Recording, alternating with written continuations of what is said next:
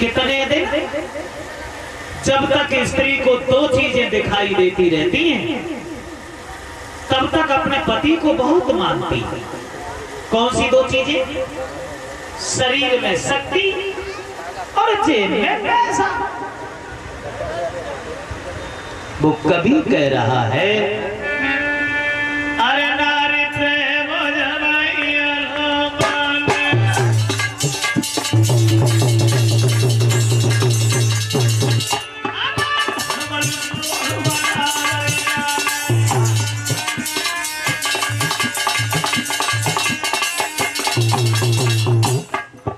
दो चीजें, शरीर में शक्ति और जेब में पैसा। घर घर की बात है, कहीं बाहर से घूम के आओ, यानी पैसा पैदा करके लाओ, और जैसे ही घर में घुसो तो अम्मा मोगाए देखते बहुआ जेब देखते तोने बड़ी सेवा जोने ने जेब ऊंची सी दिखाते रात तोड़े। बिना मांगे रोटी तैयार, बिना मांगे पानी तैयार। रोटी खवाती जाती और अपने मन की खाती जाती। तुम्हें इतने दिन बाद आए, तुम्हें मालूम हमारे कुंडल कवर के टूटे डरे। फिर वही स्त्री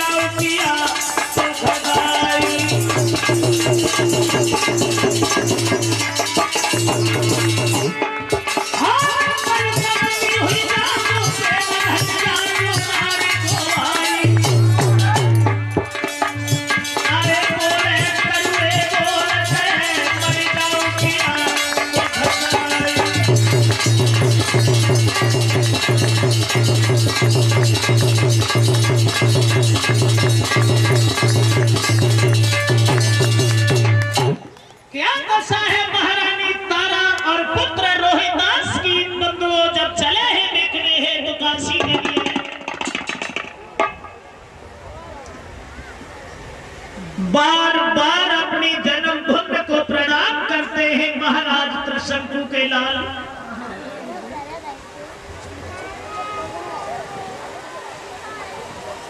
आज इस समय घर छोड़ करके, परिवार से मुख मोड़ करके, सभी लोगों से रिश्ता तोड़ करके आगे को बढ़े हैं। क्या वेशभूषा है उन तीनों प्राणियों की?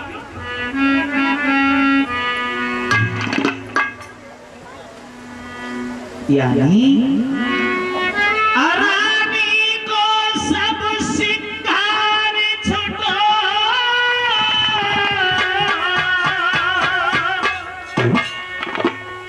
केवल एक साड़ी मोटी है।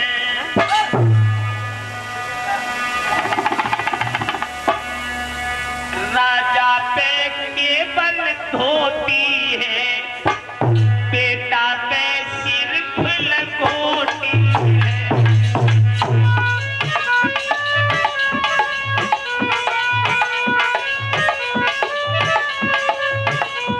पानी की हमें जरूरत ना है, हम खुद ही पानी पानी है।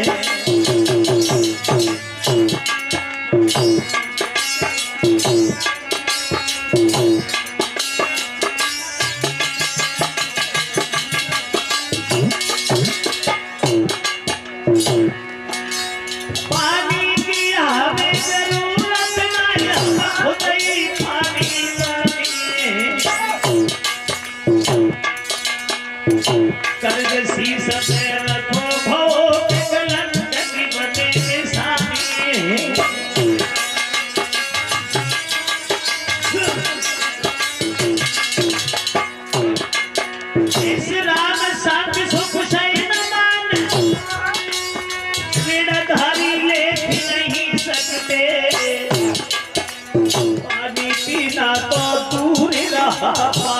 हम देख नहीं सकते।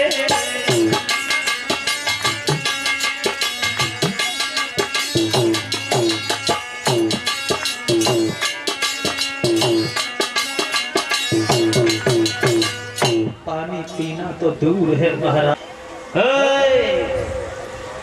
20 भर सोना सोने के लिए नहीं दिया हमने।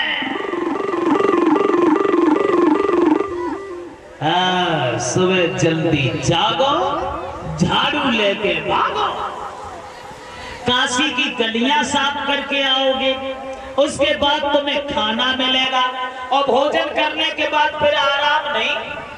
जो भी काम होगा हमारे आदेश के अनुसार होगा। अब खड़े खड़े क्या बातें ही सुनते रहोगे? झाड़ू उठाओ, जाओ। चल रही है काशी की गलियां साफ करने के लिए। वहीं पे हरिश्चंद्र जो लाखों इंसानों पे हुक्म चलाया करते थे, आज मेहतर के कहने से काशी की गलियां साफ करना चाहिए। समय को बदलते कभी देर नहीं लगती है भागवत श्रोताओं। समय न जाने किस मोड़ पे छोड़ के चला जाए ये किसी को नहीं मालूम। समय बड़ा बलवान होता है, कभी किसी का इंतजार नहीं करता है, हवाओं की तरह चलता रहता है। और समय की पहचान न समझने वाला इंसान को जिंदगी भर आंसू बहाता है। नहीं चाहिए दिल दुखाना किसी का, क्योंकि सदा न रहेगा जमाना किसी का। बड़े बड़े बहादुर, बड़े बड़े विद्वान, बड़े बड़े कमजोर पहलवान, अज्ञान विद्वान सब देख लिए, लेकिन किसी के भी जीवन में सदा दिन एक से किसी के न गुजरते देखे, सदा दिन एक से किसी के न गुजरते देखे, इंसान दुनिया में चलते उमरते देखे।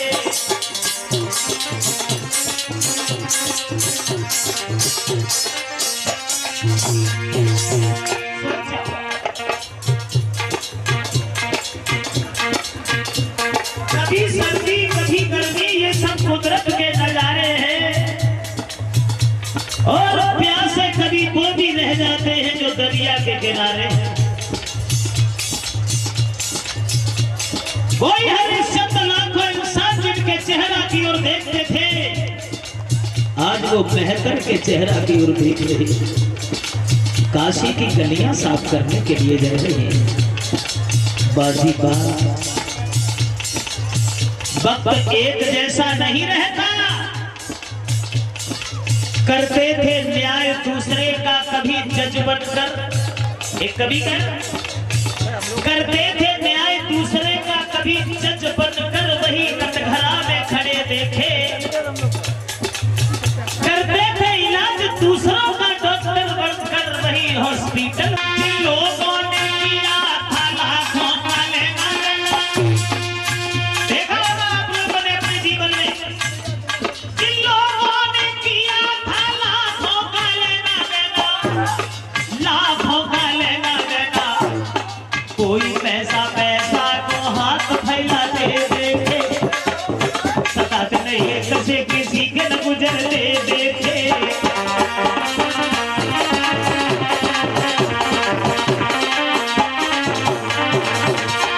जिन लोगों को मौन भोगा भोजन न भाया कभी, वही लोग सड़कों पे सोना बटोरते देखे, सदा दिन एक से किसी के न गुजरते देखे।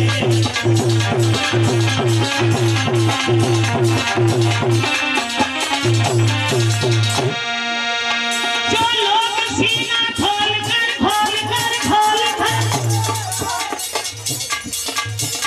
जो लोग सीना खोल कर शेर से नहारे थे, अरे शेर से नहारे, वही लोग हमने अरे भेड़ों से चलते एक से किसी के न गुजरते।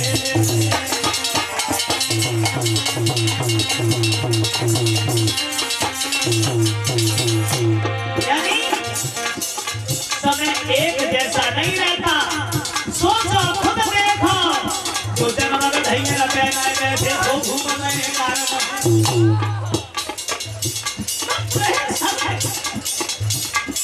और ये समय हर किसी पे आया। एक दिन रावण ने दसौ दिशा जीत लई और एक दिन दसौ शीश पड़े रहे रण में। वो भी रावण का दिन था, दिशा जीत लई, एक दिन दसौ शीश पड़े रहे रण में। एक दिन श्याम सुंदर हो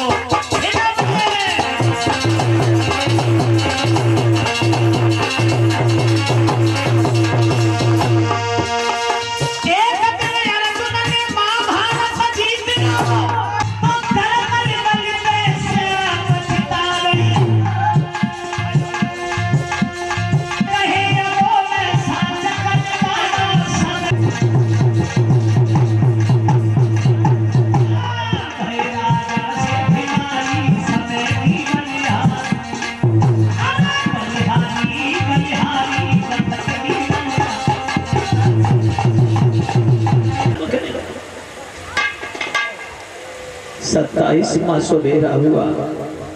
हरिश्चंद्र ने सोचा आज मैं अपने महाराज से कहूंगा कोई काम मुझे बाद में देना, पहले मुझे कुछ खाने के लिए दे दो। ये सोच रहे थे तब तक मेहतर आ गया। बैठे हो, बैठे रहोगे, करोगे क्या? जिंदगी की सबसे लंबी धूल की है मैंने, 20 भर सोना देकर के तुम्हें खरीदा, एक पैसे का काम नहीं करते तुम। भगवान ने केवल खाना खाने की बुद्धि दी है, बस आज तुम्हें भोजन अभी नहीं मिलेगा। हरिश्चंद्र कहने लगी महाराज फिर कब मिलेगा? पूरी बात सुन लिया करो, बीच मत बोला करो। आज तुम्हें खाना अभी नहीं, रुको। हाथ धरा ले हरिश्चंद्र, भज के नदिया लो जइयो, पानी भर के जल्दी लियो मत ज्यादा देर।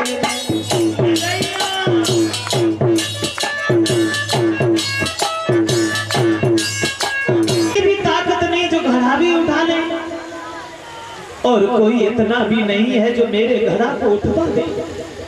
तब तक क्या देखा, उनकी पत्नी ही आ गई। तारा को देख करके हरिश्चंद्र की हिम्मत बंधने लगी। बाप बाप, बड़ी कृपा है ईश्वर तुम्हारी, हर मुसीबत में मेरी पत्नी ही मिली, और आज भी भगवान ने मेरी पत्नी को ही भेज दिया। अब तो मेरा घड़ा उठ जाएगा। मगर पत्नी पास भी नहीं, दूर खड़ी हो गई।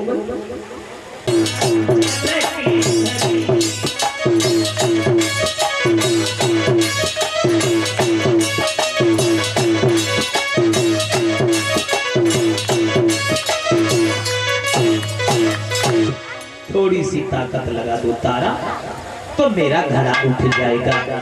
तुम्हारा एहसान और हमारा काम, दोनों बातें हो। तारा बोली क्या तुम घड़ा उठवाने की कह रहे हो, और हम तो तुम्हारे घड़ा को छुएंगे भी नहीं। मतलब? हाँ, तुम्हारे हाथ में मेहतर का घड़ा है, मेरे हाथ में ब्राह्मण का घड़ा है। तुम्हारे घड़ा को पकड़ लिया तो मैं अपवित्र हो जाऊंगी। हरिश्चंद्र बोले तारा जिंदगी में पहली बार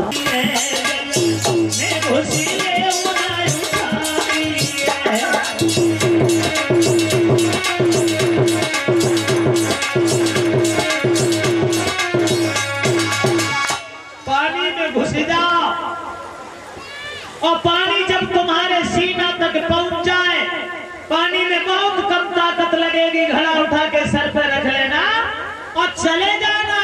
इतने शब्द कह के तारा ने अपना घड़ा उठाया और सीधी निकल गई। हरिश्चंद्र देखते ही देखे, बाजी वाह, आज मुसीबत में पत्नी भी धोखा दे गई। क्या जे कोई औरत थी जब मैं घर पे जाते थे तब मेरी आरती उतारा करती थी? क्या ये वही औरत थी जो एक दिन हमारे कहने से बिक गई? आज घड़ा भी नहीं उठवाया, फिर सोचा हो सकता है तब इसका मतलब था मैं इसका पति था, ये मेरी पत्नी थी, अब कोई मतलब तो है नहीं, तो गाड़ा खाए बूढ़ा। और साथियों, जगत में मतलब को व्यवहार, स्वार्थ बिन कोई बात न पूछे, देखा खूब विचार, जगत में मतलब को व्यवहार। बिना मतलब के कोई किसी की बात नहीं सुनता, और मतलब निकल जाए फिर मुड़ के भी नहीं देखता। बिना मतलब के कोई किसी के पास नहीं जाता, चाहे हितकारी हो, चाहे व्यवहारी हो, चाहे परिवारी हो, चाहे अधिकारी हो, चाहे रिश्तेदारी हो, चाहे सारी हो, चाहे घरवारी हो, बिना मतलब के कोई। पुत्र कमाई करके धन लावे तो माता करती प्यार, पिता कहे ये पूत सपूता, अकलमंद होशियार, जगत में मतलब को व्यवहार। नारी सुंदर वस्त्र आभूषण मांगे बारंबार, जिंदगी भर स्त्री एक ही चीज मांगती है, नारी सुंदर वस्त्र आभूषण मांगे बारंबार, और जो बाको लायक न दे तो फिर मुखड़ा लेते देगा। जगत में मतलब को व्यवहार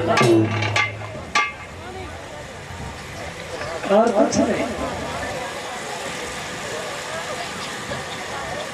हरिश्चंद्र ने जैसे तैसे घड़ा तो उठाया,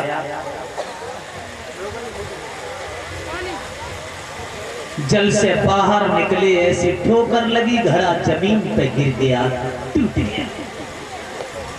खाली हाथ हरिश्चंद्र मेहतर के सामने गए, और जो मेहतर ने देखा, आ गए, सुबह से गए, अब आए, घड़ा खाए। जवाब दिया, महाराज धोखा से वो घड़ा टूट गया है। क्या घड़ा तोड़ दिया? एक पैसे का काम नहीं और ऊपर से नुकसान। मैं तो अच्छे तरीका से समझ गया हूं तुम्हें। जिंदगी की सबसे बड़ी भूल है हमारी 20 बार सोना देकर के तुम्हें खरीदा है। भगवान ने केवल खाना खाने की अकल दी है, बस एक पैसे का काम नहीं करते। और आज जो घड़ा तोड़ दिया।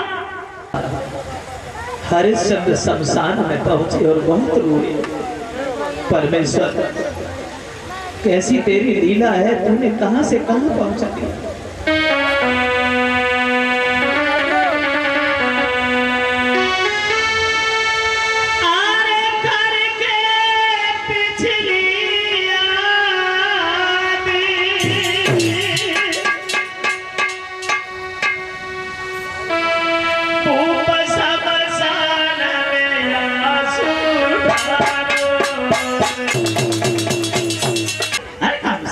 इतना तो समझा दिया होता कि समय से फूल तो लाया करे। जवाब दिया, बेटा रोहिदास, जाओ फूल ले आओ, महात्मा नाराज हो रहे हैं। देखिए विधि का विधान, परमेश्वर की माया। विश्वामित्र ने देखा तारा अपने बच्चे को बाग में भेज रही है, चलो रोहित चलो, हम भी आए, क्योंकि हमने कसम खाई है वशिष्ठ से, मैं तुम्हें धर्म से डिगा के रहूंगा। चलो। रोहिदास जो था, मात की बात ले लिया हाथ में, कुमारी चलो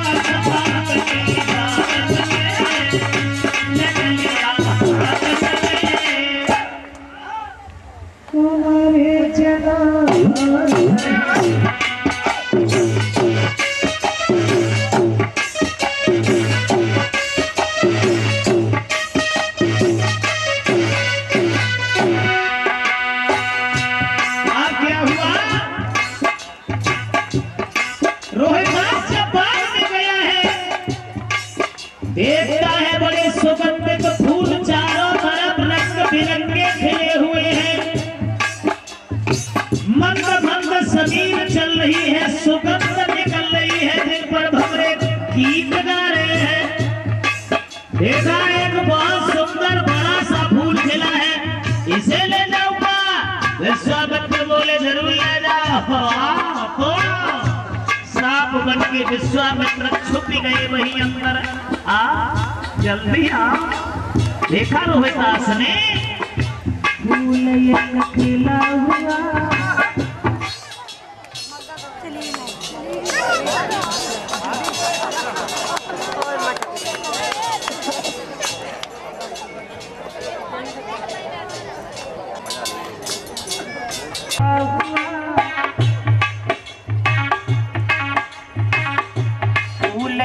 खिला हुआ, तब सियर छुपा हुआ, दिल में तलागी बाजिया।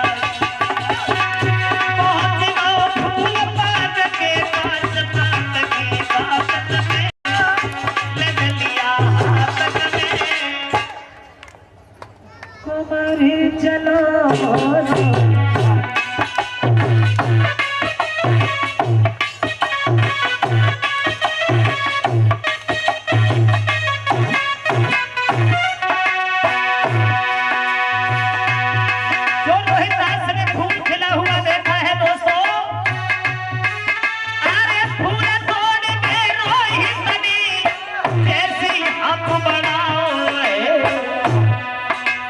विश्वामित्र ने सांप बन के बंदी उंगली में डस खाओ है।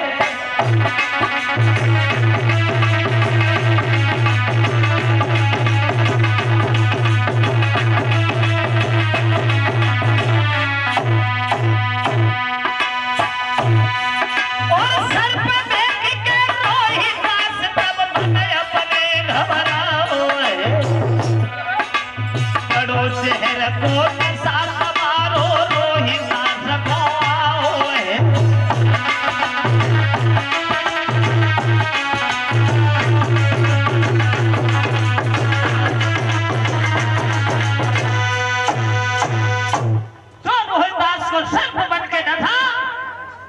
रोहिदास बेहोश होकर गिर गया।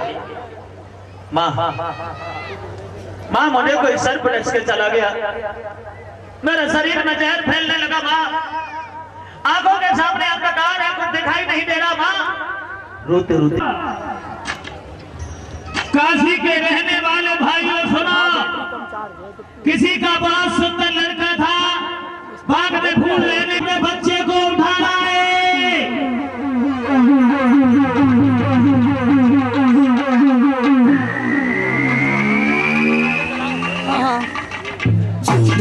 आवाज गूंजी, तारा ने देखा मेरा ही लड़का गया है, भोजन बनाना छोड़ दिया और तारा भागी बाग में पहुंच। जवाब दिया बेटा क्या हो गया?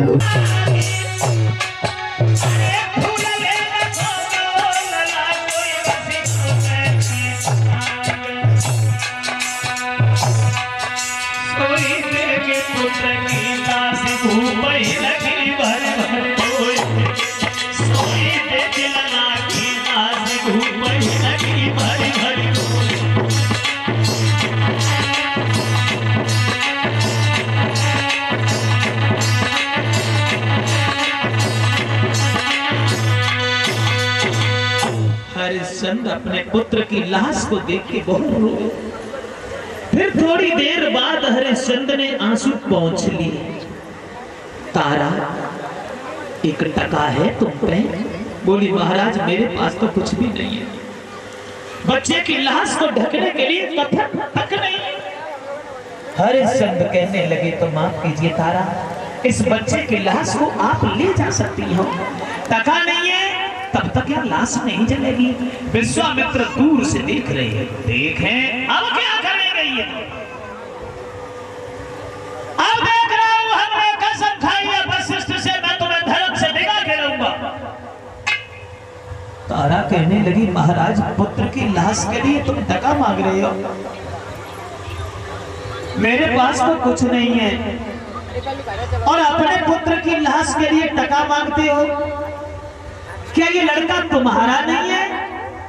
हरिश्चंद्र बोले, ये लड़का हमारा था, अब नहीं है।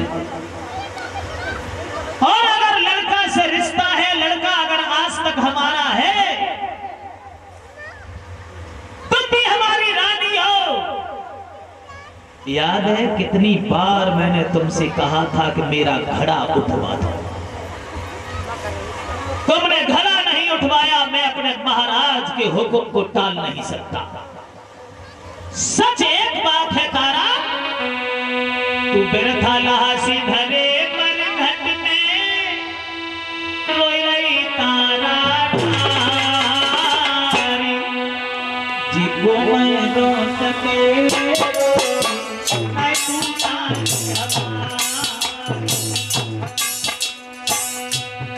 कोई रिश्ता नहीं है हमारा तुमसे, और ना ही इस बच्चे से कोई रिश्ता है। याद करो, अरे काशी में जाएंगे के छोटे सब बताते हैं,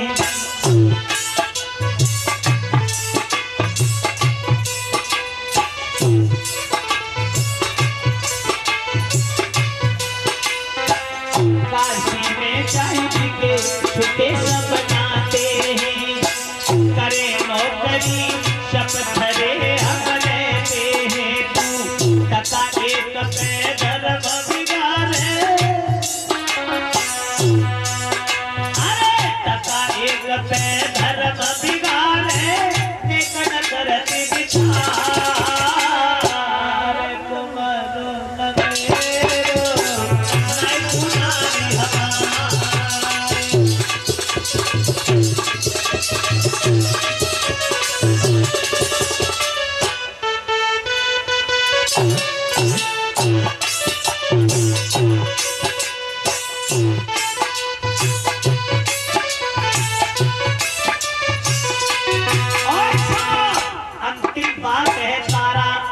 न मैं तुम्हारा पति, न तुम मेरी पत्नी, ना ही मेरा पुत्र है।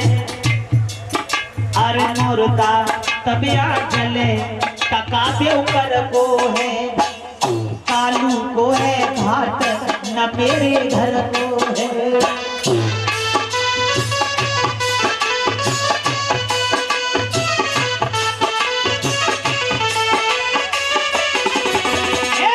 मोरता तबिया जले टका दे ऊपर को है, कालू को है घाट न मेरे घर को है। पीछे करिए बात हाथ में पहले टका निकाली कुमरुन मेरो नहीं सुनाई हमारी।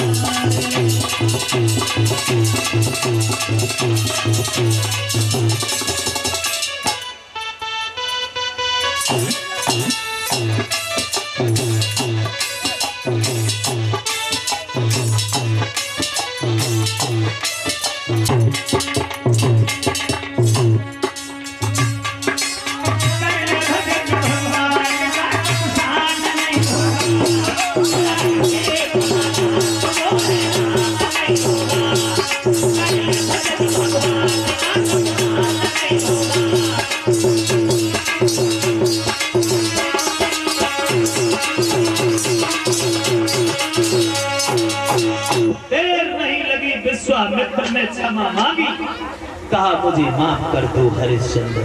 बात करके आवाज लगाई, रोहितास भी उठ के खड़ा हो गया।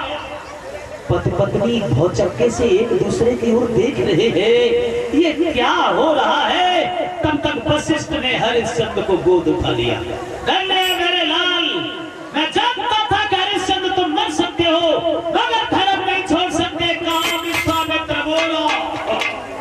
विश्वामित्र बोले माफ कीजिए, हम हार गए। और तब तक देवियां देवता फूलों की वर्षा करने लगे। विमान देवताओं के बाहर शमशान में आकर के उतरने लगे। इंद्र ने भी अपना विमान खड़ा कर दिया।